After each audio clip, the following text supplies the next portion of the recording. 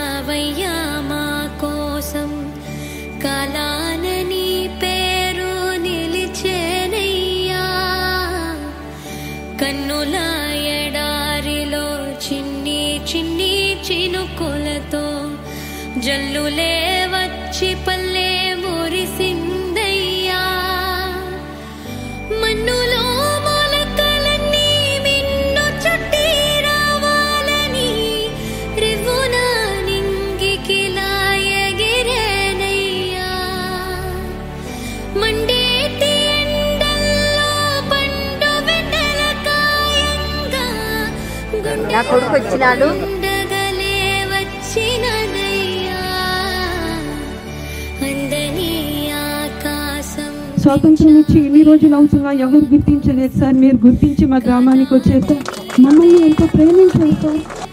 ముసి ముసి ముసలమ్మ మొగ్గే వేసే అల్లారిను చిన్నారి పాపాయిలా మారెను నేడు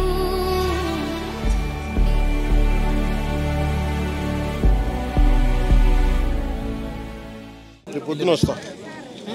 రేపు వస్తా.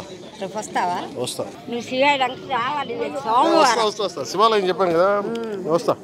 వచ్చి మీకు ఏమేం కావాలి చెప్పండి ఒకసారి. బిడ్డలకి ఏం కావాలా? మరి మీరు చూడకపోతే నేను వస్తా.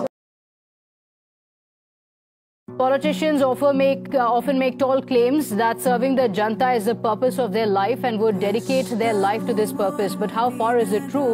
There's a reason why we're telling you this. This story is about Pawan Kalyan, the Deputy Chief Minister of Andhra Pradesh. His 8-year-old son, Mark Shankar, was injured in a fire mishap in his school in Singapore this morning. Mark suffered burn injuries on his legs and hands and also suffered from asphyxiation due to the smoke inhalation. But let's tell you what happened next. The actor turned politician was on a tour at a district, and as per sources, he had promised the residents of a tribal hamlet to meet them to address their concerns. This is exactly when he was informed about his son's injury. His party leaders reportedly urged him to cut short his trip and immediately rush to Singapore, but Pawan Kalyan stuck to his tour and met the residents of the hamlet. He then reportedly flew to Singapore after that.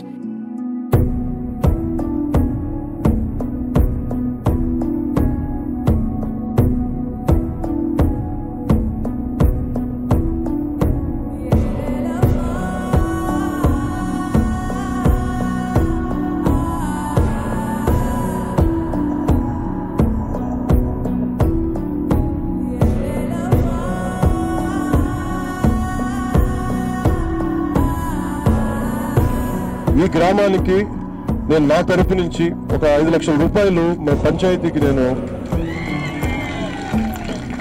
పంపిస్తాను. ఇది ఎందుకంటే ఇది నా గుండెల్లో నన్ను ఆదరించిన గ్రామం ఇది.